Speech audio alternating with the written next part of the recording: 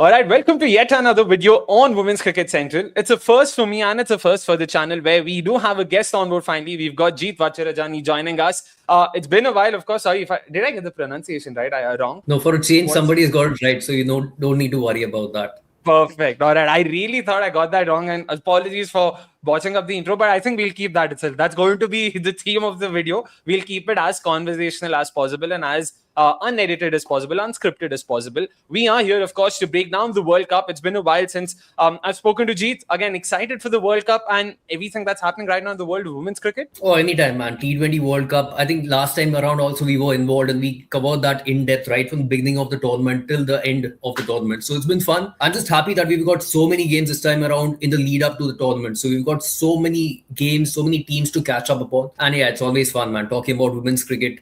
We know there is just so much of men's cricket happening. So squeezing out this women's cricket and these sort of tournaments have a lot more relevance and more value as compared to the men's tournament. So yeah, good to be here and finally on your channel. So good place to start, of course. And like Jeet mentioned, of course, we'd covered the last T20 World Cup in depth. For those who want to check that out in terms of how analytical we were, you can also check that out. It's still up on the cricket.com channel. The platform might not be active anymore, but of course the channel still exists, and we are hoping to cover the tournament this time just as analytically, just as in depth this time as well. We'll try our best. Of course, we won't be doing a lot of live streams, but we will try our best to talk about every game, talk about the trends we observe and all of it over the course of the tournament. Today, though, we will be talking about each of the teams. And first up, we'll be talking about Group B because we felt some of the big names are a part of Group A. So we'll probably save that for later. And Group B is probably, in a way, the group of death because there's so many different teams vying for spots. And in all fairness, based on what we saw in the last World Cup, we saw England crash out because of just one loss. Something like that could potentially happen this time around too with the kind of teams we're seeing. For the uninitiated, Group B features England, Ireland, New Zealand, Scotland, Sri Lanka, and West Indies. And we will be talking about each of these 6 teams in detail. First up, of course, the hosts, England. Jeet, once again, when you look at the squad, the 15 they've named, and the games that they've played versus New Zealand and India, do you think they're favourites to start? Look, I'll be very honest. They have got the easiest road to the semi-finals. Let's be honest about it. I won't be mincing my words here. It's pretty clear-cut given the kind of fixtures that they've got, even how they start and how they end. It has to be a simple cruise through to the semis. So squad, no matter how much we criticize, no matter how much we look into their performances against New Zealand or in that first game against India, I don't think it will matter at the end of it all because you'll end up looking like a fool when they make it through to the semis and then it enters a territory where, upon the given day, anything can happen. So it's squad, yeah, I think it will be majorly tested. The weaknesses will be tested when they enter those sort of knockout games. Otherwise, I think they should have a relatively simple cruise through the group stage. I do agree with you for most parts, but like I mentioned up top, 2 things that concern me. One is, of course, just the way England crashed out last time around and just because of the way, the format of the tournament is. And number 2, I am a sucker for underdogs. I'm really rooting for Scotland. I'm even rooting for Ireland. So I'm all to see, an upset or 2. And we know how the men's team has fared when it comes to the T20 World Cups. I don't think they've still registered a win against European nations in the men's World Cup. So I wouldn't mind seeing something like that, even in the women's World Cup. It'll be great fun, of course. Without wasting further time or any more time, let's talk about the squad itself. Jeet, again, any surprises in terms of inclusions or exclusions that you see there? For me, look, initially I was a little surprised by the addition of Tilly Coleman, but then of course I learned that Sarah Glenn is nursing an injury, so she was not really an option to go to. And as far as other wrist spin options are concerned, there aren't many experienced ones either, or who can probably take over Sarah Glenn's role perfectly. They've tried Jodie Grewcock, but again, she's a work in progress at the moment. So TCC, that is where, kind of she made sense. And I think we've already known that Charlotte Edwards has that preference to go towards TCC. We've seen that in the 100 as well, that famous interview. And they redid that for the national side as well. So I think that was the only surprise. Emily Arlett, very unfortunate to miss out, but she had a major concussion injury recently. So she was also probably not an option. So out of all the remaining options, I thought this is probably the best that they can go ahead with. Yeah, I mean, potentially a left-arm pacer could have been looked into over here, but yeah, I think we sort of know how Charlotte Edwards likes to function and likes to follow and approach this particular format. So no major surprises as such. Yeah, speaking of left-arm pacers, Freya Kemp, of course, makes it to the side. And one thing that Charlotte Edwards has confirmed is the fact that you will see her bowl at the World Cup too, and that's a massive shot in the arm for them. If she's bowling full tilt, if not for at least 2-3 overs game and game, I think that will really change the balance of the side there. Like you said, I mean, it's a major boon for them to have her services available and for her to be bowling fit as well. The same thing applies to Danny Gibson as well. So Kemp can always be a valuable addition in this side, because not only does she add that left arm factor with the bat or with the ball, but she is smart enough with her cutters as well. So plus an outstanding fielder as well in the outfield. So a great addition. Good to have her back and fully fit this time around. So, and we saw the impact that she had, the second T20 against India as well. So a good variety to have post power play. But again, it remains to be seen whether she can remain fit throughout the tournament and whether she'll be chipping in regularly in every game or not. So for sure. And you spoke about the new ball, bowling for them. You already look at Lauren Bell, you look at Lindsay Smith, both have been in scintillating form, not just in the recent past, but for the better part of the last 6 to 8 months. In the last 2 bilateral series as well versus India and New Zealand, one constant feature has been early wickets for them, be it 2, 3, 4, how many ever it is. They've been doing that. Yeah, there is. Again, just like TCC, Charlotte Edwards has been very big upon Lindsay Smith as well. And her tactics have been very clear, like open with Lauren Bell and have left arm spins from the other end. She doesn't spin it a lot, I know that, but it's a good addition to have. Just that surprisingly, 2024 and 2025 were the worst years for Lindsay Smith with the ball. So we talk about the value in the power play, but again, wickets have been hard to come by. Now I'm ignoring this year against New Zealand. She had a great run, but New Zealand for some reason had no clue on how to tackle her. So it was a different case. But 2024 and 2025, if you focus on these 2 years, power play wickets were very, very scarce for Lindsay Smith. She did a great job in containing the runs, which is again a pretty vital thing as well, because that allowed probably Lauren Bell to get more wickets, and she succeeded at the pressure that was built by Lindsay Smith. So a great combination to have. I think she's going to continue with that, and she'll probably succeed as well, given the kind of opens that she has got up front.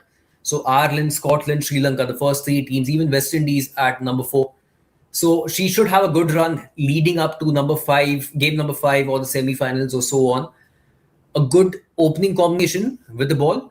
The problem is the follow-up thereafter.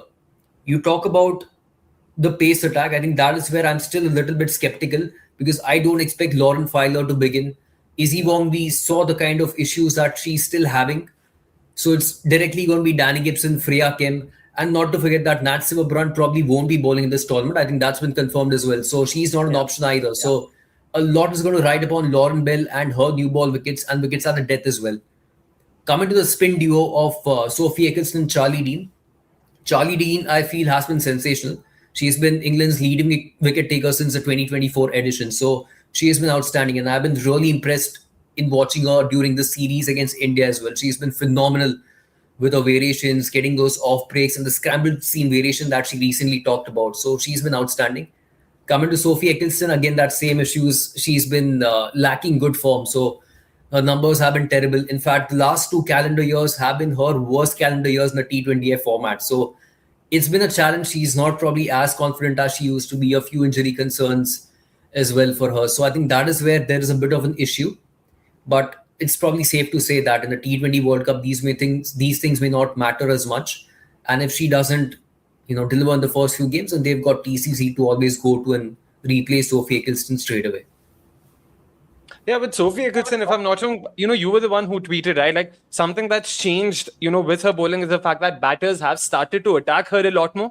And every time she is attacked, she sort of seems a bit flustered, because, that's never really been the case with her. She's always been the one taking the attack to the batters. And now seeing something like that happen, she probably doesn't have a plan B up her sleeve. So what do you make of that again?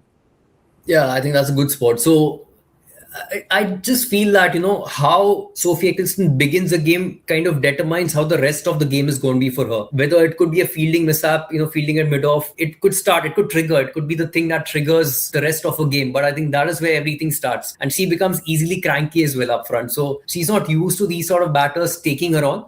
And especially when she starts to bowling a left-handed batter up front, and if they take her on, then it's a different scenario altogether for her. The rest of the game is kind of screwed for her. So it's been a good tactic by some of the teams. We have seen Smriti Mandhana succeed for several years. Beth Mooney is a good record.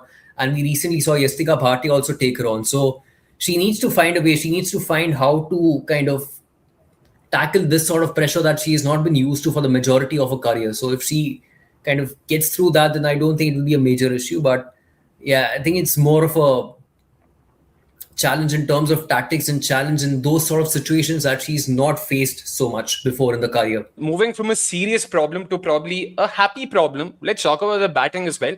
Alice Capsey hasn't done too badly in the recent past. We already know that she technically isn't a starting opener for them. There is Danny White-Hodge, there's Sophia Dunk, we've got Nat Sciver-Brunt. It does seem like a fairly packed top order there.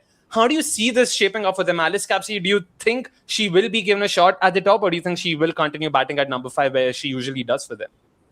No, look, to start with, I think Alice Capsey did start as an opener in her career. She did that in the 100 as well, and then for Surrey as well. And I forgot the name. I think it was Southeast Stars before Surrey. So she used to bat in the top order, and she has done phenomenally well. So I'm actually really happy to see her back in that position. It's just that, things have changed a lot now. She's technically much better, but getting technically better has meant that her intent has gone down. So what I've been noticing for a year or two is that she's going to hit a 4 and a 6. By the time I look at her score, I'll realize she's on 22 of 20. So it's about what happened before that 4 and 6, how many dot balls were involved. So that's something that still continues to be a problem for her. That intent game has gone down. Technically, she has gotten better, especially against spin. So she's one of the 2 batters that I've observed getting out to spin when using her feet so many times. Her and Phoebe Litchfield, I've never seen any batter than these two getting dismissed towards that sort of a dismissal. And now what she has done is she has cut down on using her feet against spin, which is something that I would not encourage. But when you're getting out, then you have to change your style of playing. And I think she has done that phenomenally well. But it's just that, she has to work on her intent game. And if she can do that, then I think she's probably going to start, because right now she's directly in a fight with Sophia Dunkley.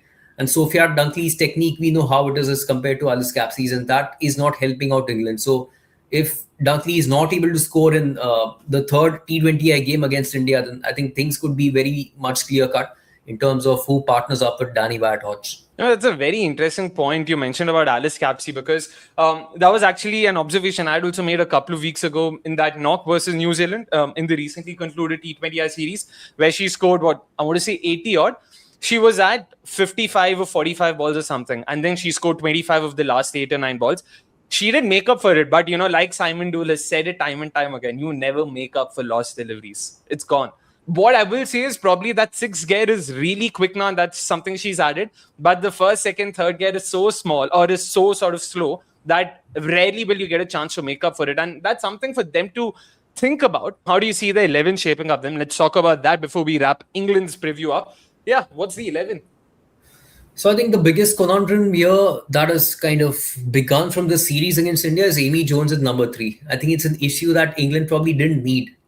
And the fact that she's delivering, kind of complicates things a lot more for them. But I'll begin with the openers. I still feel that Dunkley is going to eventually miss out. She has the cameos up her sleeve, but that cameo comes once in 5 or 6 games, and that's probably not good enough. So I expect Danny White-Hodge and Alice Capsey, the 2 Surrey partners, to again partner up over here for England as well as openers. I feel there is a good chance that Amy Jones will now bat at number 3, given what she's done in the 2 games against India, which means Nat Sciver-Brunt will probably shift down to number 4. Number 5 will be Heather Knight. She's in a good touch, but again, she takes a lot of time to get going. So if she's put in a situation where she has no choice but to attack, then I think she might as well do a lot better. And this is something I think the commentators were also discussing on air during the India series. So she'll come at number 5. I'll go for Freya Kemp at number 6, Danny Gibson at number 7, Charlie Dean number 8, Sophie Eccleston number 9, Lindsay Smith number 10, and Lauren Bell at number 11. So this basically means that they'll have pace options in Lauren Bell, Danny Gibson, and Freya Kemp, and spin options in Sophie Eccleston, Lindsay Smith, and Charlie Dean, and if required, then Alice Capsey as well. Yeah, I do agree with the 11 for most parts. The only thing probably I still want to believe is, I don't know if Amy Jones at number 3 is a great option to think of in a starting 11. And because you've got Nat Sciver-Brunt and Heather Knight, and I personally am still not very sold on Heather Knight, the aggressor. I think she still is very much, that anchor. And I think she will probably be a lot more suited to batting at number 4 and Nat Sciver-Brunt at number 3. I wouldn't want to change Nat Sciver-Brunt's position irrespective. I don't care what happens. So that's probably the only thing I would tinker with. Amy Jones at 5 for me, which is where she's essentially batted even for Phoenix, even for England in the past. So 5 or 6, wherever you want based on the situation. Or else, Gibson, Freya Kemp at 7. 6, 7, once again, based on how you want to play the matchups. And then after that, Dean, Eccleston, Lindsay Smith and Lauren Bell. Looks like a very, very good 11. Looks like a fairly settled 11. A very good thing is the fact that there aren't too many positions that you want to question or ask questions on. Probably the only question would be, like you said, Alice Capsey or Sophia Dunkley. Recent form, I think, has all but answered that in some sense. So I do get why they'll probably give Alice Capsey the nod ahead. So a settled 11 to say the least, Jeet, about England. Yeah, a fairly settled 11. Like I said, the first three fixtures are relatively simpler. So pretty much whatever they dish out in terms of the playing 11, it's going to work out. So I personally would have preferred to see Lauren File in the first three games and just blast out opponents like Scotland, Ireland, and Sri Lanka.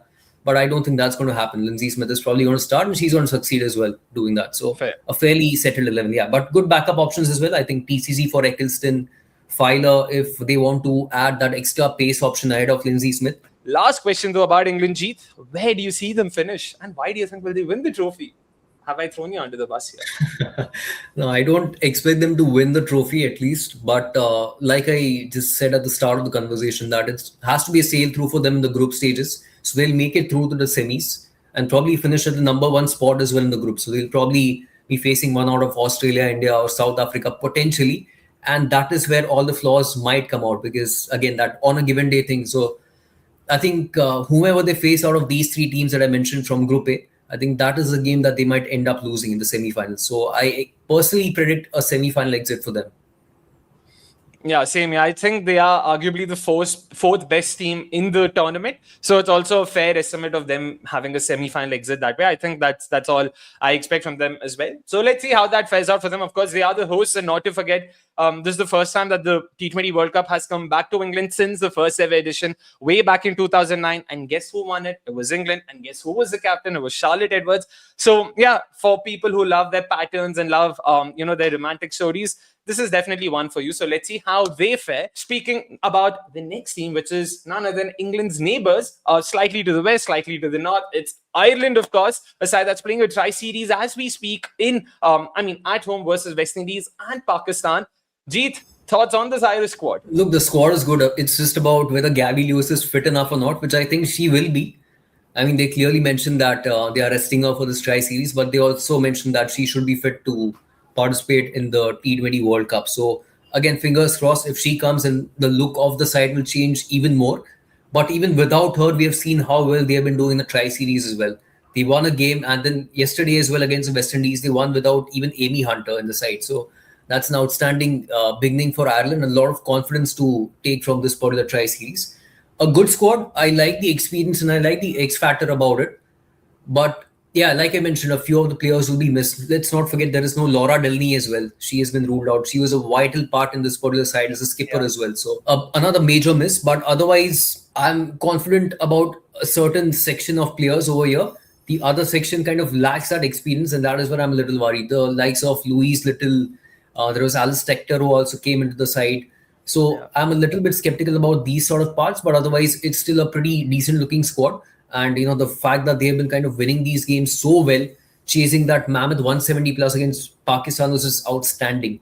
And they've got informed players, which is also very, very important. So a good squad, I'm happy about that. A good looking pace attack. Some of the tactics have been really good as well. And really well led by Orla Prendergast at the moment. 100%. I mean, I've thoroughly enjoyed seeing them play in the tri-series. And like you mentioned, that win versus Pakistan especially, excellent chase because they were chasing 66 in the last 6, which is not easy even for top tier teams, and for them to do it against arguably a better bowling attack. So it was very good to see. Orla was in fine touch, so was Rebecca Stokel. And yeah, like you spoke about, a certain section sort of having a lot of experience while the other doesn't. Again, very similar to what I had also said last week when the squad was announced. It feels like all the experience is concentrated in that batting lineup. And this was before Laura Delaney and Gabby Lewis were ruled out. Of course, Gabby is still expected to feature in the World Cup. And like you said, fingers crossed she will. But yeah, Leah Paul, Amy Hunter, Orla Prendergast, Gabby Lewis, all of them have featured in World Cups for them in the past. So that is something that you will bank on, that, their batters will come through for them come the big games. But on the flip side, they're bowling a lot more, you would say exciting, but a lot more inexperienced. When you look at Alana Derzel, you look at Ava Canning. There's Arlene Kelly, of course. She's the one experienced player who will be holding one end up. There's Orla Prendergast, not to forget. And then you see spinners and Amy Maguire. There's also Lara McBride. There's Kara Murray that they've gone ahead with as well in the Tri-Series. So interesting when you look at the bowling. So let's start off with that because that is, I personally think, the most inexperienced sort of department. I wouldn't necessarily call it the weaker department because their bowling has still performed more than decent.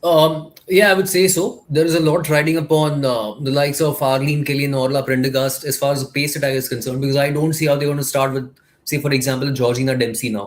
Given how Eva Canning is done, or given how Alana Dalzell is done, I don't see Georgina Dempsey starting. So it's a mixture of both, I would say, because Arlene Kelly has been sensational for a long time now, ever since she made her debut for Ireland. Orla Prendergast, we know how well she has done. But I'm just happy about some of the tactics that I've seen on display from Ireland. They've started off with Eva Canning, somebody who swings the ball into the right-handers, and they've given her a longer stretch of spell with the new ball. They're going with 3 overs, 4 overs up front. So that's a great tactic to have at the beginning. And they're starting off with somebody who swings it away from the right-handers and Alana Dalzell. So I think it's a change of role for Arlene Kelly, because I remember for Auckland, she has taken the new ball when she was involved in the New Zealand domestics before making a shift to Ireland. She used to take new ball back then. Now she's the first change or even the second change bowler who's being used, because Orla Prendergast probably acts as the first change. But I think she has still done a great job. Even in the qualifiers, I think Arlene Kelly was the leading wicket taker for Ireland. So again, a bankable bowler. Another smart tactic yesterday I saw is that they opened with Arlene Kelly with the bat. I know it didn't work out, but it was a smart call. I can see what they were doing over there. So again, a good pace attack. Orla Prendergast first change, great. So the only pacer here that I'm a little skeptical about is Alana Dalzell. She's done decently. I'm not taking anything away from her, but that control could still be an issue with her outswing. She could probably be a little too wide at times and all of that stuff. But a good pace attack, I would say. The place where I'm a little bit more worried is the spin attack. For sure. So in the spin attack, we know Amy Maguire was suspended probably, I think, last year, if I recollect correctly, due to her action. She's worked upon that, but again, that effectiveness is missing. Cara Murray with her wrist spin also is struggling for control at the moment. So that becomes a bit of a question mark. Leah Paul, I don't think she has been rolling her arm over that much. So these are the sort of issues that I personally have at the moment as far as the spin attack is concerned. I think that's the weak link in the entire squad, followed by the middle order batting, or the late order batting. Otherwise, a good pace attack. I don't mind the kind of variety that they've got to it.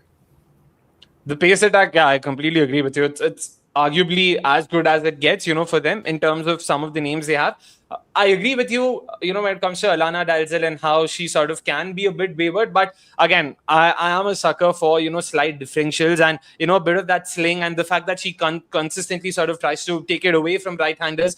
And Eva Canning is a natural in-swinging bowler. You just know with that action. And then you've got Orla Prendergast, of course, who's got all the skill and talent in the world. So I think that makes for a very good new ball combination. And then you've got Arlene Kelly, who comes in more often than not the second change, because like you said, Orla is usually first change within the power play. She usually starts post power play and does a great job there. In fact, highest wicket taker for Ireland, second highest wicket taker at the qualifier overall. And that experience counts for something. And I do agree with you, just the way Ireland have used even Alana Dalzell at the top.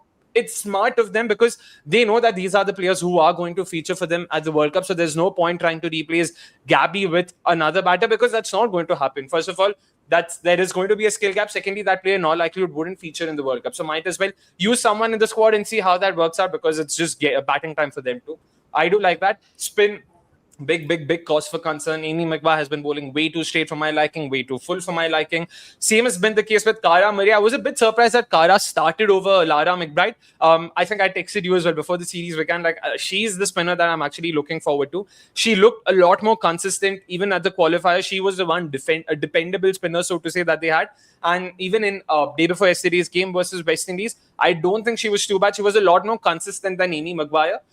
Again, not saying a lot. I mean, she was a lot more consistent than Cara Murray, beg your pardon. Not saying a lot, of course, but still, it's something. And I do believe they will start with Lara McBride. Also because she's very interesting. She bowls the 24-yarders. She bowls off spin. She bowls leg spin from the same action. Good to see Ireland have someone like that. Again, might not be very effective with whatever she does, but it's good to have an option, someone you can consider. But it's still a weakness for them. But talking about the middle order again, Jeet, I agree with you because the top order, like we said, has a lot of experience. Rebecca Sokol has done well. I mean, that 50 speaks volumes. I remember the cameo she played versus India as well last year. So she has been doing some good things with the bat. But after that, again, there's not really a lot to look at when it comes to batting. Like, not a lot of dependable options. Yeah, I think that is going to be the major concern because, say, for example, Gabby Lewis is fit enough, then I think she's going to take over Dalzell's spot. And not to forget, Alana Dalzell, I think, just started to open in the interprovincial stuff. So she's very new to this, but she's just getting used to it. Done a decent job, but I think she'll probably shift down the order, which means their middle to lower order could be Alana Dalzell, Louise Little, and probably Tector might miss out if Gabby Lewis comes in. So it's very inexperienced, and I think that is where they are going to miss somebody like Laura Delaney. So again, the onus here potentially could be on Arlene Kelly to find the boundaries or provide them with a good finish. So it could be a challenge. Just to get back to that spin bit. So look, it was, I think yesterday probably Lara McBride played over Amy Maguire. So I feel that Cara Murray will start irrespectively because of that wrist spin option. So I think it's going to be a toss up between Lara McBride and Amy Maguire. One of the two is going to play. Now that is where I just hope that Leah Paul starts rolling her arm over again. Exactly. Because if she bowls her left arm spin, then you probably don't need an Amy Maguire. You can simply play Lara McBride and use her for matchups or whatever, plus the smart variations that you just talked about. So I think that is something that could happen. But the look of this side will depend upon whether Gabby Lewis is fit or not. So last question for you, Jeet. Where do you see them finish? So New Zealand is the only opponent that Ireland has never defeated in the T20Is. Rest of the 4 teams, they've defeated them at some stage, including the West Indies recently. It means that they can defeat them. It's not that they are just walkovers, right? I mean, they can, a mere pushovers. True. You can defeat them, right? So Ireland is good enough for that. But then comes a record in England. They've played 7 games and never won a single game. So that is going to be a bit of a challenge. But I'll tell you one of the advantages that Ireland has got here. So when you look at the fixtures and the number of venues that each team is playing from this particular group, there are only 2 teams that play at only 3 venues, and one of them is Ireland. So they've got a consistent stretch. They start off with playing at Manchester, followed by 2 games at Southampton, and they finish off with 2 games at Bristol. So they don't have a lot of traveling to do. So they'll also have the opportunity to get used to some sort of a surface in the first game and then use that experience in the second game, the follow-up game at the same venue.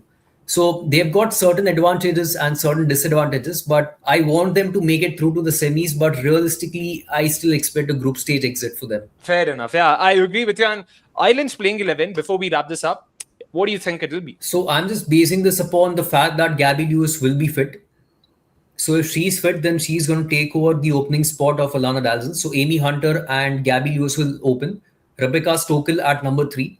Prendergast at number 4. Then they have Leah Paul at number 5. Dalzell will then shift to number 6 ahead of Alice Tector. So Alice Tector is somebody that I expect to miss out. Louise Little has got the ability to clear the ropes. So she's going to stay as a finisher over there at number 7. Then they'll have Arlene Kelly, Ava Canning.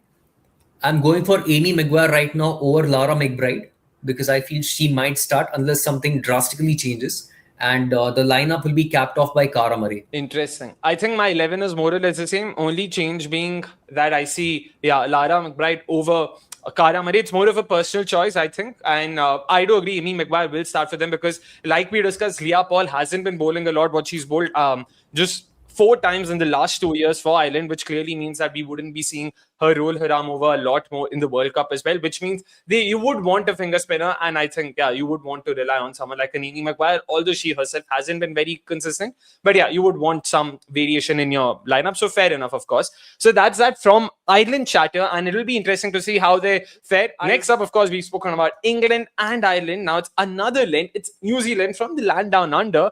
Jeet, again, soft spot for them, like always, I would imagine, when it comes to the Black Caps, the White Ferns.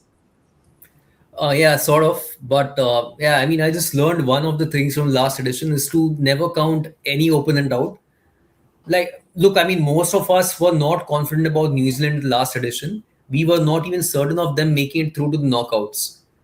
But, despite a stretch of 10 losses heading into the T20 2024 World Cup, they still ended up winning the whole thing. So the one thing I've learned is that form of a team does not really matter. It's about what happens in a particular tournament on a given day. And I think as long as those 15 players, a squad of 15 players believe in themselves along with the coaching staff, then the rest of the things is just outside noise. So I think that's something that's pretty crucial here. Again, they've got a few chinks this time around as well. Last time I still felt that certain things fell into places due to certain players getting injured. this time around they've got more of a conundrum in terms of the selections and who plays where and whether they want to start with certain players or not. Yeah, it's still a decent squad. The batting depth is absolutely incredible over here. The pace attack is pretty good as well. So again, it's a decent chance for them this time around as well. But yeah, let's see how things pan out from here on. I mean, the New Zealand lineup, I've actually liked what I've seen of them, especially this year. If you look at how they played South Africa and England, two quality oppositions. Let's rule out the Zimbabwe bit. I mean, there's no point talking or breaking our heads over who performed well there. But yeah, against the other two oppositions, we saw some really good performances. What I in particular have enjoyed is the fact that their middle order outside of Mealy Kerr and Sophie Devine has also performed and put their hands up. The likes of Maddie Green, Brooke Halliday, a personal favorite of mine. You've seen Izzy Sharp as well, being promoted ahead of the likes of Jessica and Susie Bates. So again, good to see that once again. She's looked very good to me in terms of her striking ability. And up top, Georgia Plummer. We saw she started for them last World Cup as well, didn't do too badly. Then this time around, not been in the greatest of form recently, but once again, a talent that they will continue to back and a talent you can see why they would want to back. But again, now let's start off with, how they function, Jeet. You will have to address Susie Bates and her sort of switching from being a top order batter to being an off-spinning all-rounder for them, essentially filling in for Eden Carson. I, for one, have not been a big fan of it. Let me just start off by that. Nancy Patel, I've genuinely liked what I've seen of her. I think she's a top bowler. Look, I've got no idea what they are thinking. Like, I don't know if they want to add Susie Bates just because this is our last tournament. If that's the case, then I can understand. But then why not Leah Tahu as well for that matter? But yeah, it's been quite surprising because, the kind of role that Susie Bates is being forced into is a role that Nancy Patel naturally plays, batting down the order. She doesn't bat this low in the domestics. I know she's a decent batter. She bats 4-5. But those 4 overs of off-spin is crucial. In this sort of a in this sort of a lineup or in this sort of a squad or playing 11, Mealy Kerr is your lead spinner. But your backup spinner cannot be Susie Bates. Your number 2 spinner cannot be Susie Bates. That's for sure. Flora Devonshire is not starting either. So that's sort of ruled out as well. So yeah, I'm not too sure about what the management here is thinking, because if they want to add her in the side no matter what, then it's okay. Otherwise, there is a Nancy Patel who's ready to take over that exact spot. In fact, in the last game I think they probably had Susie Bates open again. They left out, I think, Georgia Plummer in that particular game. So I think they are hell-bent on adding her in the playing 11, which is fine. I don't entirely mind. I'd personally not do that, but if there is that bit of emotional connect, then I can understand from that particular perspective. But yeah, I mean, it's been pretty awful lately for her in all the facets of the game, barring fielding. That's true. I mean, to put it very simply and very bluntly, Susie Bates does not feature in the strongest 11 for New Zealand. That's how I would look at it. And that is what it is. But I get it. If you are looking at it from an emotional POV and all of it, of course, she's a legend who's served New Zealand cricket for the better part of the last 20 years. So fine. If you want to give her, sort of her last hurrah and all of it, so be it. That's all right. But solely from a cricketing basis, we don't see a lot of merit in a call like that. Flora Devonshire was another name you mentioned, Jeet. Again, a player that I've really been looking forward to. She was the one player that I sort of went back to the Blast highlights and watched a bit more of. I mean, the Super Smash highlights and watched a bit more of, because she was a name last year when we did the ODI World Cup previews as well. Frankie McKay was very big on her. She felt that she is a talent to watch out for in the future. Again, she's also a top order bat when it comes to domestic cricket, so offers a lot of value there. Might not for the main side should she get a chance. Is there any chance, on favorable surfaces, will you see New Zealand go for someone like a Flora Devonshire? Maybe. I mean, there is a chance if they feel that, a certain team is really weak against left-arm spin. But again, she's not a spinner who really turns the ball so much, but a decent bowler to have bowling with new ball, probably through the middle as well. So, yeah, if they are happy with playing just 3 pacers, then yeah, she may replace somebody like Bree Ling or even Jessica for that matter. But otherwise, I don't really see her starting. But what's vital is that, yeah, she's a valuable player to have. Somebody who shows great intent with the bat as a left-hander. She can bat at number 3 and she can bat down the order as well. So that's not really an issue. But it's left-arm spin. I think the one thing that I've seen happen of late in New Zealand is so many pacers turning into spinners, and she's one of them. Because at the under-19 level, I've seen her bowl left-arm pace with a short leg and everything. So now she's turned into a spinner. But once again, an 11 that probably does not have a lot of questions to be asked, because most names pick themselves. When you look at the playing 11 here, Jeet, how does it feature for you? Oh, that's actually a tough one, because it's like I said, I don't know what they are thinking about Susie Bates. So what I feel is the playing 11 they may dish out will be entirely different from what I dish out. So I'm strictly sticking to what they might probably field in the first game. So I'm starting with Georgia Plimer and Izzy Gaze as openers. Then they'll have Millie Kerr at number 3, Sophie Devine at number 4, Brooke Halliday at number 5, Maddie Green at number 6, Izzy Sharp at number 7. Then I think they'll promote Jessica ahead of Susie Bates at 8, Susie Bates at number 9, Rosemary Mayer at 10, and Brie Ling to cap it off. So that'll be my 11. The 11 that I feel that they will field, not my 11. Yeah, I also think this is the 11 that they'll field. And in all likelihood, to be honest, yeah, like I said, I would ideally want to play Nancy Patel over Susie Bates. But that's more of a personal choice. If we talk about what we think New Zealand will start off with, and that's essentially what we're trying to do here. Once again, barring that Susie Bates spot, there aren't any other positions that are, up for questions, right? For me, they are, because I remember the last edition is where I was talking about Jessica and her issues in this format of the game at the international level. The same issues continue even now. It hasn't changed a lot. And she's a terrific player. I'm not taking away any credit from her.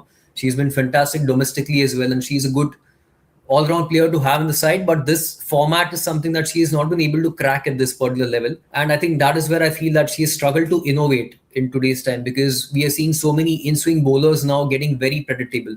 It's easier to plan against them, right? If you know that you're facing Jessica, you know you're facing 6 balls that are going to come back. If you are a right-hander, they'll probably swing back into you. So it's a lot more easier to plan against such sort of pacers. So it's not that she's bowling those leg cutters early or nothing like that. So she's becoming very predictable. In fact, one of the numbers that I was looking at is numbers of the New Zealand bowlers in England. And Jessica has the worst of it. But along with Jessica, there's Millie Kerr as well, who features at the second last spot. So the two Kerr sisters surprisingly have the worst average in England when it comes to bowling. So I still feel Jessica's spot could be up for grabs, but they'll start with her. But just like last time around, I remember saying this in 2024 as well, they'll start with Jessica.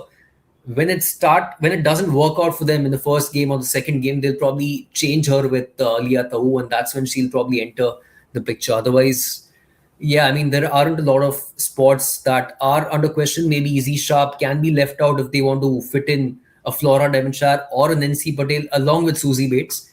Otherwise, it's fairly similar. What I'm keen is Sophie Devine here, because in that series against England, we saw the impact and the importance of Sophie Devine. The game she delivered is the game that they ended up winning, and she smashed it. Literally, she smashed it, and we saw the impact of her on the eventual outcome. But when she didn't fire, that is the time when they collapsed horribly. So you can see the dependency upon Sophie Devine to take over the run scoring through the middle, to find the boundaries and get the job done as far as the batting is concerned, because the rest of the lineup is still struggling for that. Even though they've got a great batting depth, it's still a bit of concern for them, I feel. That was actually going to be my next question for you. Like, when you look at that middle order in particular, even the game that you mentioned there, they were 11 for 5, if I'm not wrong, before Sophie Devine and Maddie Green took over and had that 170-run partnership or something like that. The thing is, outside of Sophie Devine, where are they getting their boundaries from? Maddie Green has scored runs, no doubt. Brooke Halliday has also scored runs, and I think Brooke Halliday is a great boundary hitter. But both of them sort of come from the school of sort of boundaries or nothing. They seem to play out a lot of dots, which invariably means that their overall strike rates aren't necessarily too high. And that's definitely been a cause for concern, because I've seen this pattern repeatedly over the last 2 years across formats where they aren't one of the most aggressive looking batting units, and that's potentially going to cost them a World Cup here. So I think that's where one of the smarter things that they've done is promote Izzy Gaze up top. She's been outstanding at the domestic level as well, playing for the Auckland Hearts. So she takes over the game, she demolishes opponents in the park itself. She has struggled to convert that at the international level, but I would still give her some time, and I know that she can come good and she can score a quick fire 50 if she has to on a given day. Plimmer also is capable, but she's also struggling for form at the moment. But you're talking about the middle order, and that's where I feel they need to make a vital change. So instead of having Sophie Devine bat at number 4, I'd want her to bat at number 5. The number 4 spot should be taken over by one out of Maddie Green or Brooke Halliday, and I'll tell you why. So Maddie Green and Brooke Halliday are fairly similar in terms of batters. They will rotate the strike and they'll find the odd boundaries. They won't crush an opponent by hitting 3 or 4 boundaries in and over, or bat with the strike rate in excess of 140, 150, 160 every game. They might do it once or twice out of probably 6-7 games, but that frequency is very, very less. So whenever you have Green and Halliday batting, that is when New Zealand's problems start. You look at their partnership since 2024, they have a strike rate of 99 when batting together. So they struggle to accelerate when they are batting together, when they are out there in the middle as a partnership. I actually looked into the domestic numbers as well because I thought it could as well be better over there because, of course, the bowling attacks are not as strong as the international level. But even at the domestic level in the Super Smash, Maddie Green and Brooke Halliday together as a partnership have stuck at 1-1-1. So it's again not high over there as well. So they'll stitch together long partnerships, 30 runs, 40 runs, 50 runs, but they won't be quick enough. And for batters coming in at 5 and 6, you don't want that sort of strike rate. So it's important to break them. Have maybe Maddie Green bat at number 4 because she's good enough playing for Auckland number 3 as well. So she can do that. And the more longer she stays, the more quickly she can bat at the back end and catch up. Or have Brooke Halliday at number 4 to have a left-hander walking in early as a different variety. So that's one of the two options to have.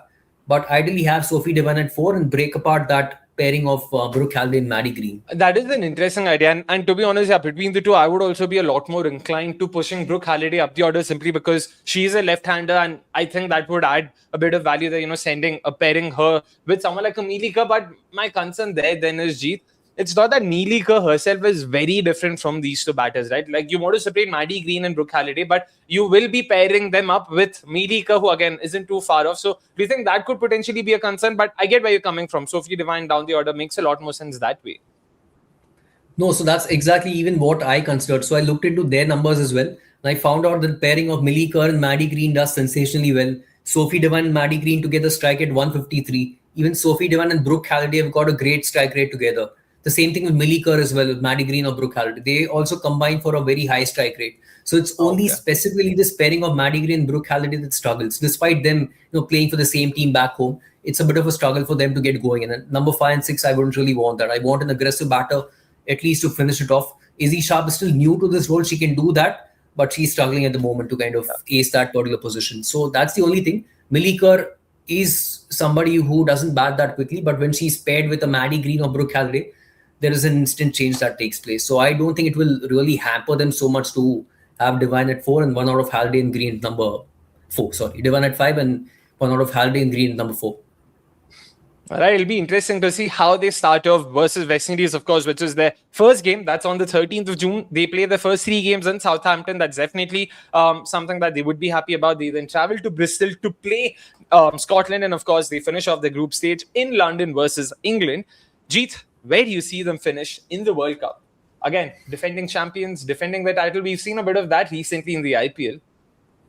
Yeah, so I feel they'll be the second team from this group to have a semi-final exit. I do see them making it through to the semi-finals ahead of the other teams, including the West Indies.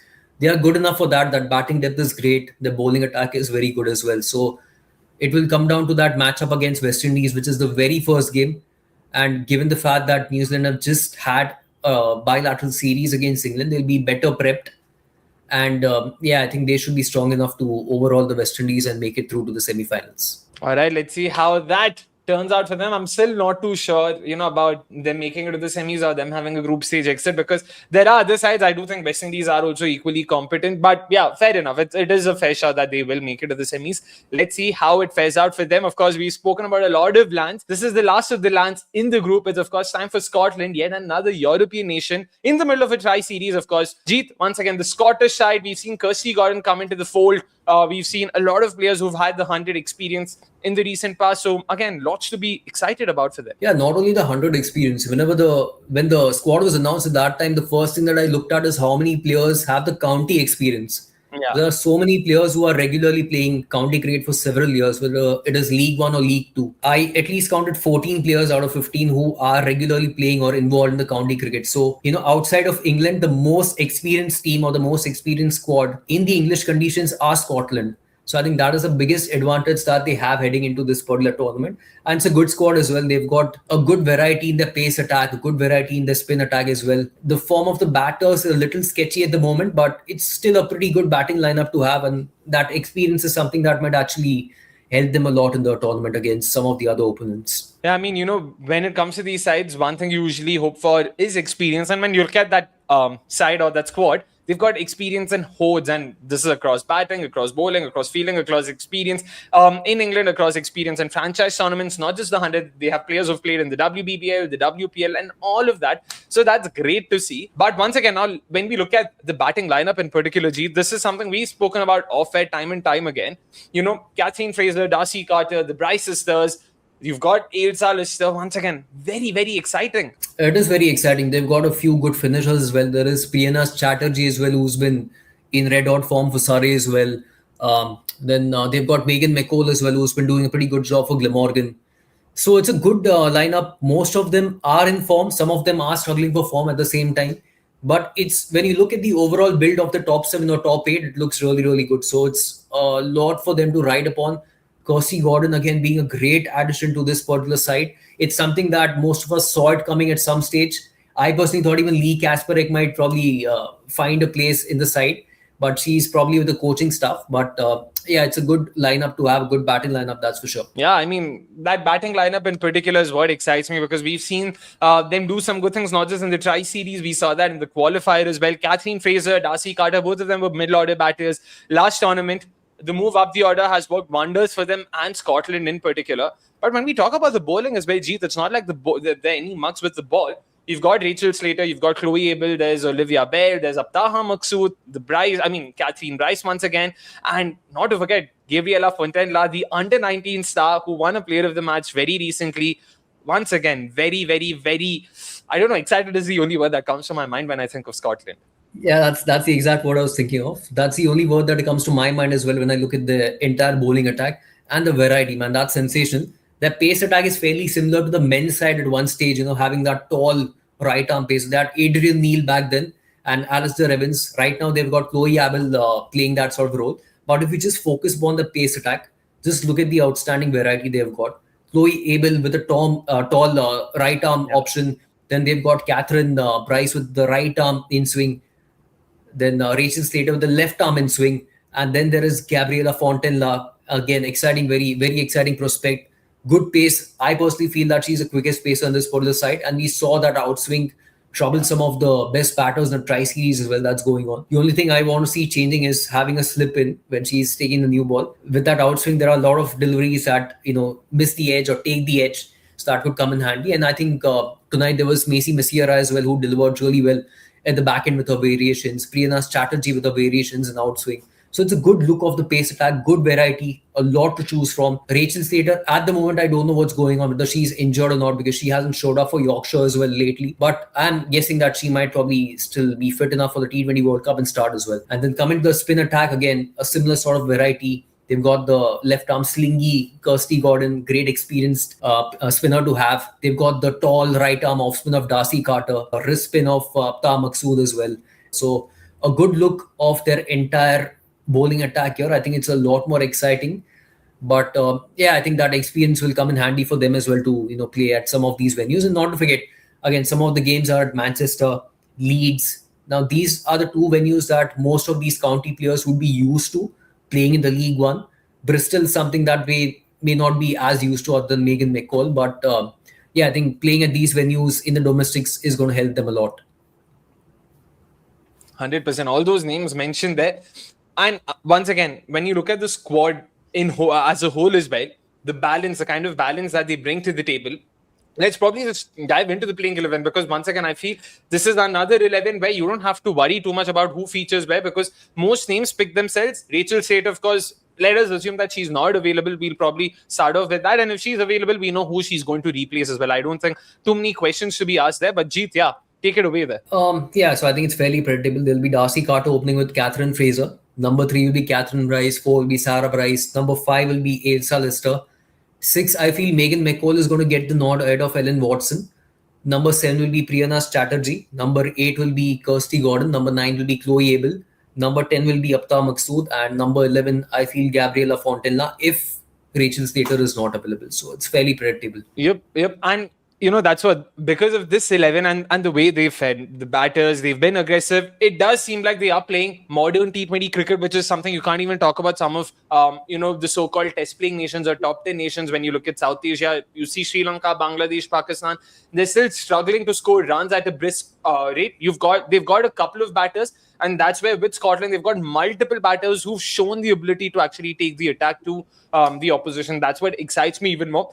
And like you mentioned, I also believe the schedule in a way is also, in their favor in some sense. I mean, I would say it's at best or at worst net neutral, and at best it's actually in their favor when you look at where they play. 2 games in Manchester, 2 games in Leeds, and they of course play 1 game in Bristol, which is versus New Zealand.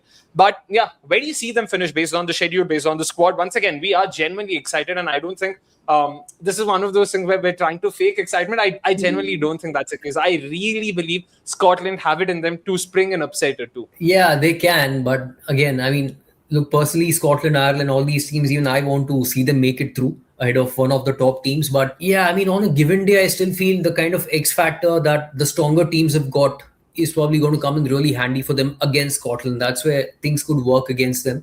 So yeah, personally, I still expect a group stage exit for them as well, along with Ireland. Fair enough. I mean, yeah, in all likelihood, group stage exit seems a very likely outcome. What I really hope is they manage to secure a win at least, against at least one of West Indies, New Zealand, or England. That would be great for the sport, great for the team itself, because, yeah, they have genuinely been doing a lot of good things. We also know, that there is an Emerging Nations tournament coming up. The ICC recently announced that there will be an ICC Emerging Nations tournament where 5 of the top 10 sides will play 5 of the next best sides.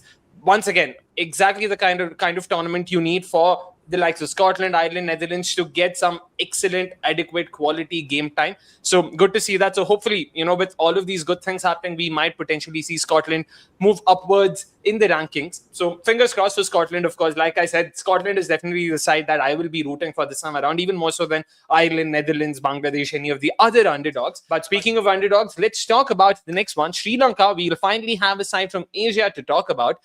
Jeet, again, the Sri Lankan side were the last ones to announce a World Cup squad. It was almost like they'd forgotten they have a World Cup to play. What do you make of their squad? Yeah, I think they were waiting for that Bangladesh bilateral series to decide who are the ones who actually end up making the cut.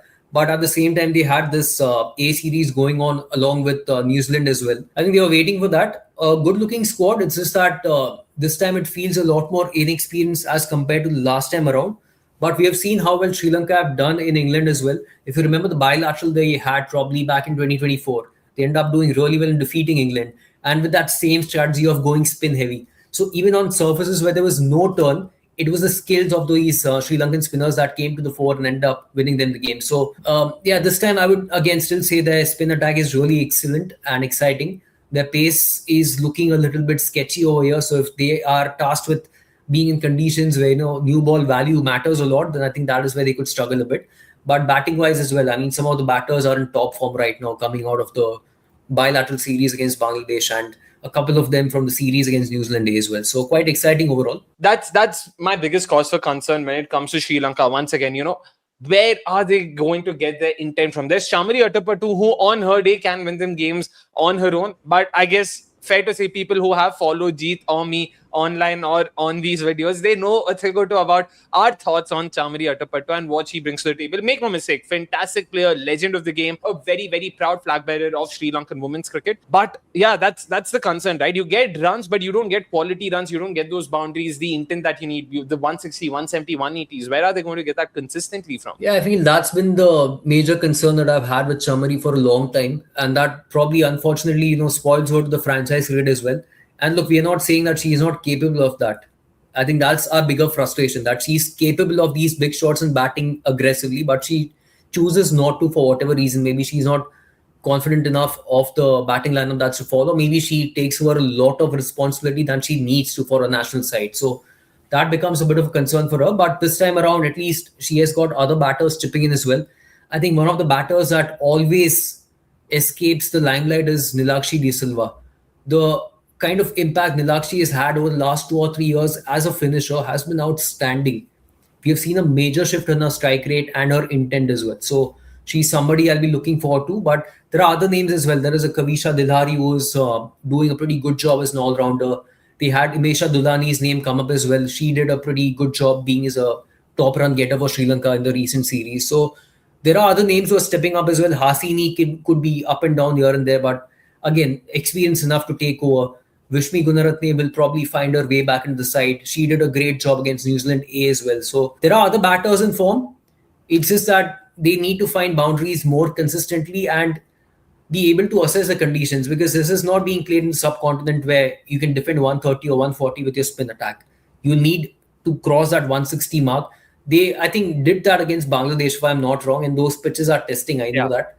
But so they are capable of that. They are in a better form as well, most of the other batters as well. So if they can cross that 160, 165 mark, then I think they'll have a good shot at defending a total against most of the opponents.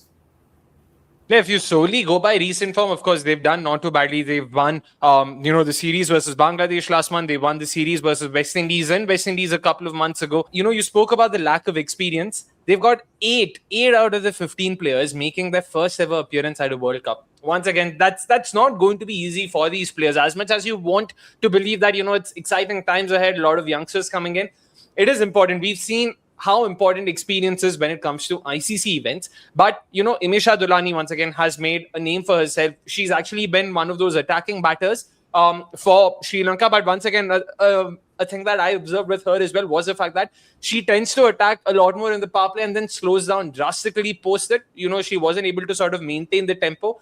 And it's been sort of a recurring pattern when you look at sides in women's cricket, especially, that they've struggled to sort of keep it up, when it comes to post power play overs. You understand why it will take time for the format itself to evolve. So that would be something to worry about. Another name I'm excited for is Devni Vihanga. Again, off-spinning all-rounder, offers a lot of value with both the bat and ball, and someone you will expect to feature for the Sri Lankan side come the 13th of June. Oh yeah, so I think the first time when I watched Devni was back in the Under-19 World Cup for Sri Lanka. And at that point in time only, she impressed me a lot. She looks a little bit like Chamari Attabotu with the ball as well, but really effective as a bowler. I think she might act as one of the key spinners for Sri Lanka. Yeah, that spin attack is exciting. And other than Devni Vihanga, I would also say Sashini Gimani's addition is pretty exciting. Another player that I watched at the Under-19 level, including the tri-series that they used to have against Australia and some of the other opponents. Yeah, speaking of interesting names, another name that I really am excited for, of course, is Mithali Bandara, Mithali Ayodhya, however you want to call her. Again, I've made no bones about the fact that I like a bit of an X factor in my side, and that's something that she brings to the table. Not that, Malki Madra or Kavya Kavandi aren't good enough. They have been the pacers that Sri Lanka themselves have backed in the recent past. But, her and Chetana Vimukti in the Emerging Asia Cup were two pacers I was genuinely impressed by for Sri Lanka. And I really hope both get their due, going forward.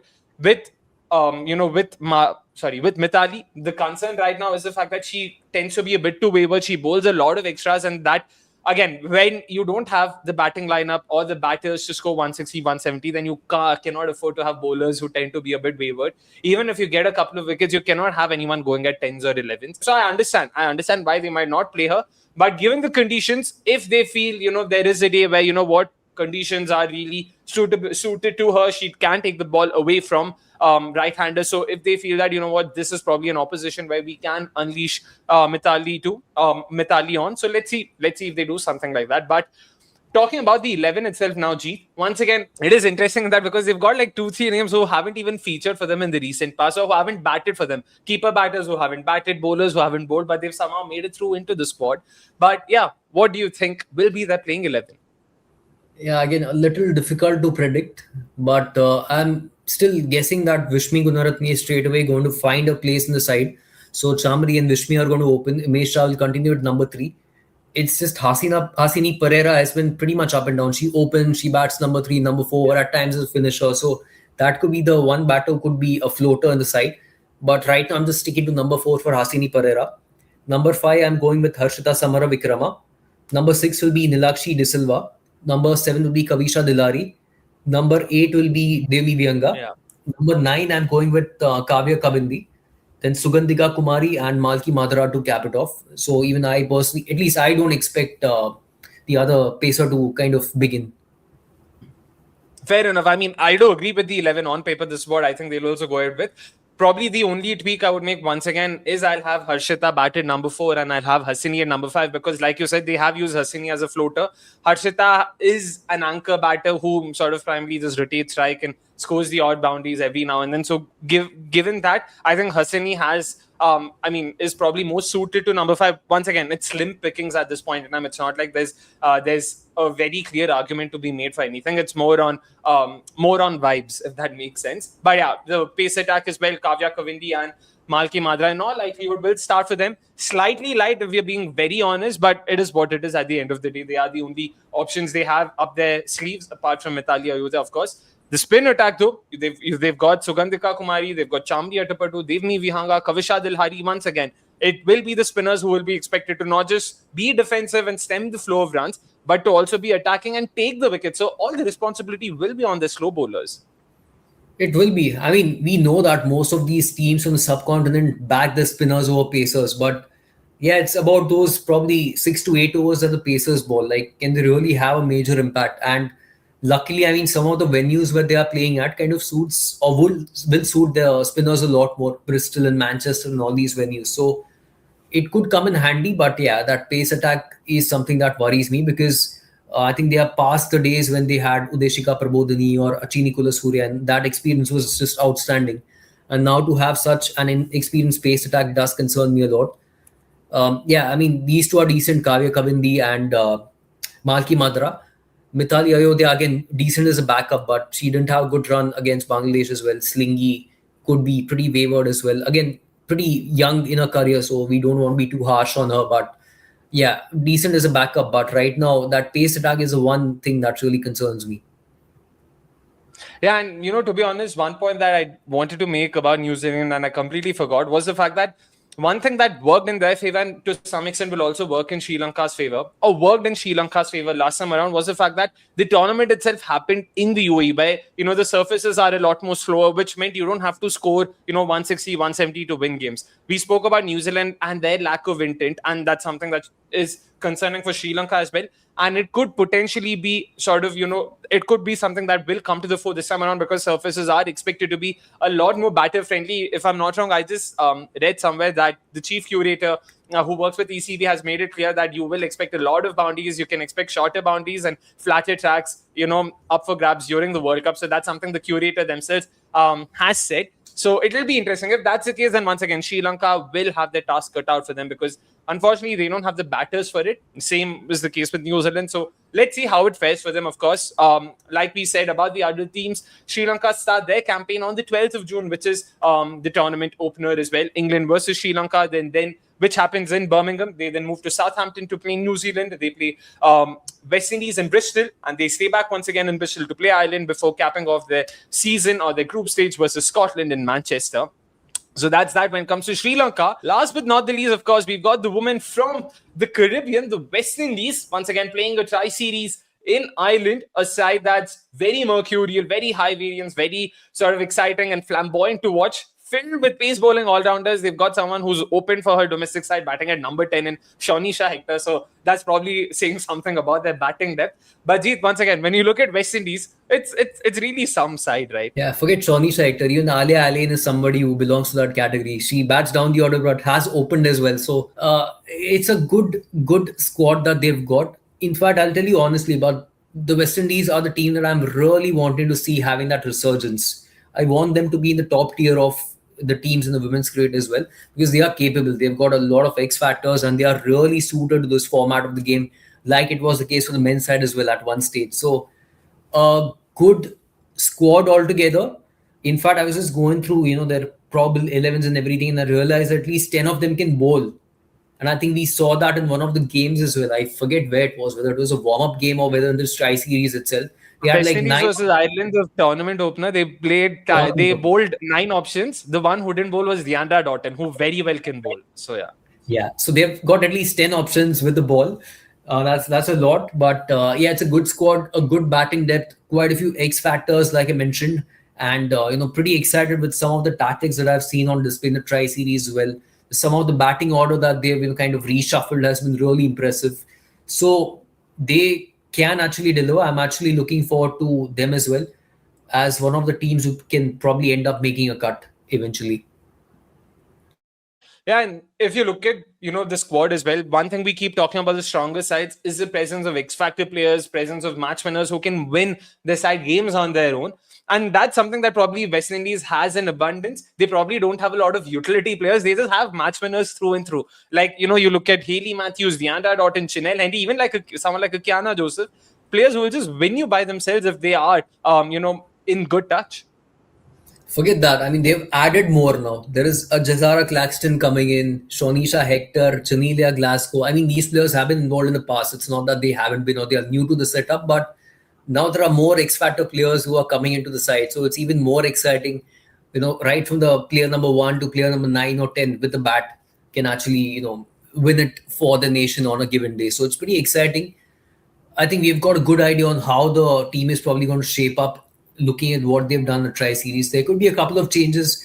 I think wicket-keeper slot is up for grabs. I personally would expect Shemaine Campbell to start any day over Mandy Mangru, but if she starts, and if she'll probably have to bat really well down the order, given that Deandra Dottin has now been asked to open. So if Shemaine plays, she'll probably bat number 7, number 8, unless if they have an early collapse. So pretty interesting, yeah. Yeah, I would also personally think Shemaine would start. I think she's the better batter and also the better keeper of, between her and Mandy Mangru.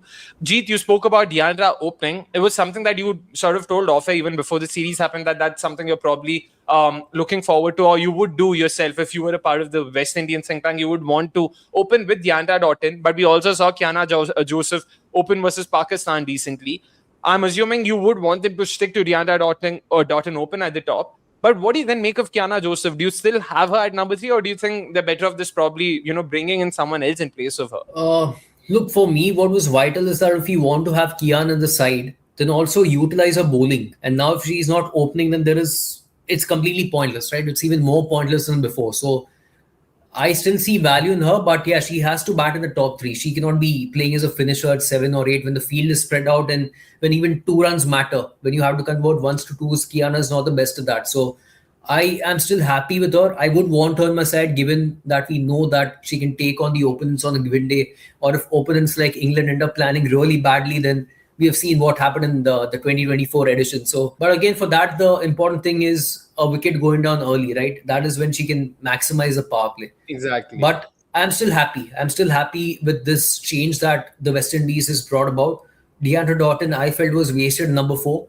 She was eating up too many dot balls. And as an opener, I know how much of an impact she can end up having. And I think I saw that probably for TKR in the WCPL, where she was opening and she was just smashing it in the power play. So I can understand why they are doing that, and I can see how that opening pair can really blast off in the power play, blast off opponents in the power play. A great one to have. You lose an early wicket, you have Kiana walking in, and she can continue the momentum as well. So I'm really happy with that top order. Again, not to play devil's advocate here, but one thing both of us were clear when it came to Kiana Joseph, even in the last edition, was the fact that she is, I want to say glorified slogger, but she's not even a glorified slogger. She's a slogger. She attacks the leg side, does not really move her feet a lot, just relies on her hand-eye coordination to just get through with her bat swing. But you've seen that bowlers have finally identified how to bowl, which, to be honest, shouldn't have taken a lot of time. You see a couple of games, okay, you know what? We probably shouldn't bowl straighter lines to her. Just take it away from her, bowl it short, and she will give you her wicket, because since Jan 2025, which is 18 months nearly, only once has she scored in excess of 24 West Indies. Once again, she's not been amongst the runs. You know that she's been targeted repeatedly. Even in the tri-series, you saw Fatima Sana, you saw Ola Prendergast. Take the ball away from her, just bang it a bit. You don't even have to bowl short, just bowl back of a length. Even good length is good enough. Take it away from her. Just make her attack the offside, and you will reap your rewards. The one time she did score over 20 was versus Australia, and I'll have to say, credit where it's due, she actually played on the offside. You could see Ash Gardner time and time again tempt her outside the off stump. This time, instead of just trying to slog it on the leg side, what she did for a change was play along the carpet on the offside. She drove, she cut. But that was the only time we saw that. I thought that was probably a sign of things to come, but that wasn't the case, because after that, once again, she's had a string of failures where, 5 innings where she's not scored more than 12. So that's something that West Indies will have to take into consideration, because I personally don't think Kiana Joseph adds a lot of value in the middle order. I agree with Jeet. She either bats at the top, and it is a bit of a chicken and egg situation, right? You want Haley Matthews and Deandra Dottin to do well, but if they do well and sort of have a good partnership and end up losing their first wicket in the 8th or 9th over, then Kiana Joseph does not really have much of a role to play. But then that is where I think there is one more thing that they can look to do. if Kiana is not surviving for so long, and if she's giving you 14 runs of 5 balls or 20 runs of 10 balls, then they can continue opening with her because you know she'll be dismissed in the power play. But after providing that cameo, so after that, Deandra Doughton can walk in, right? Because right now, if Kiana's entry point and effectiveness is dependent upon the opening partnership. So if Doughton and Matthews play out the power play, man 60 runs, and Kiana's effectiveness will drop. So why not continue opening with Kiana along with Matthews? You probably know she'll be dismissed. Just go out there, give her the license. She scores a quick cameo, gets out, and then Doughton walks in. So that could be another thing that West Indies can, probably tinker with. But that is once again basing on the fact that Kiana might come good there. But like I said, since Jan 2025, it's only this tri-series that she's batted at number 3, or else she's only opened and she's failed almost each time, barring once. And it's not like, if you look at her strike rates as well, only once has she scored. Oh no, she's not even scored once in excess of 140. Her highest strike rate in an innings was 138. So yeah, that just goes on to show once again that she's not had a lot of quick knocks in the recent past for West Indies. Again, I'm only talking about T20 eyes here. So that's something they will have to consider. A name that I genuinely like, and a name that they had also considered in between at the top, was Zaida James. But I understand that T20s, I don't know if she, like when it comes to her batting in particular, I don't know if she's sort of shown that yet. But recently, again, it's a very small sample size. She only faced 7 deliveries versus Ireland, but she scored 14 of 7. I was very happy with that. I was like, you know what, Zaida, I'm really rooting for you, because I think she's got the technique to last, and that's why ODI is great. She can do it, but T20 as you have to really keep the tempo going. But if she can be the glue, if she can at least score at 110, 115 and be the glue between Deandra Doughton, Hayley Matthews, and say Chinel Henry, Glasgow, and all of these pace bowling all-rounders in the middle order, I think there's a role for her there somewhere, because her bowling's clearly adding a lot of value. Yeah, look, I mean, I think this is a discussion we had in the last edition as well, that if Kiana is struggling, let Zaida open, because she's, like you mentioned, she's technically much better as a batter. She won't give you fast starts, but she'll hang in there. She'll score decently. Her intent is actually pretty good. It's not as bad as I think the numbers may suggest, but she's a good option to have. But I'll tell you why they can afford Kiana Joseph. It's because of this batting depth that they've got. So even if she gets out, that's fine. It's not a big deal. 14 or 5, even if she gets out for a first ball duck, they can afford that in the West Indies, given the ridiculous batting depth and firepower that they've got. If you've got Alia Alain and Effie Fletcher batting at 8, 9, 10 or whatever, then that's a great batting depth to have. That is the reason, that's the only reason why I feel they can afford Kiana. And given the fact that she is rolling her arm over, makes it a different addition as well. I mean, it increases her value significantly. So there is a good chance that Zaida may not even start. I personally love her, but again, this format is something that could be challenging as far as the batting is concerned. With the ball, we saw the kind of new ball value that she can provide. A very Fran Jones-like bowler who drifts the ball sharply into the right-handers. I think in the Tri-Series, we had this camera angle from behind the wicket keeper. So you could see that sharp loop coming into the right-hander. So she's an impressive bowler. In this format, I feel Kiana can provide more value. Even if people don't back her with the bat, I can see the kind of X factor that she brings to this particular lineup. And they've got a ridiculous playing 11 anyway. So they can afford her losses. Yeah, that's a fair point, to be honest. I guess it's just the president of Zaida James FC in me that's coming out and talking about her a lot more. But speaking of the playing 11, Jeet, once again, how do you see them starting off, when it comes to the World Cup? I feel they'll begin with Matthews and Doughton. I think that is something that we've been able to establish. Number 3 with Kiana. Stefani at number 4. I think she's another batter that I've been really impressed with. At number 5, another very important tactical change that the West Indies have made is having Jazara Claxton. Number 6 will be Chinel Henry. We have seen her development with a bat as well. Decent with the new ball as well. Number 7 will be Janelia Glasgow. Now, this is where I feel Shemaine Campbell will shaft down the order. From being at number 3, she'll probably go to number 7, number 8. Alia Alain at number 9. Somebody who has opened in the past and can whack the ball.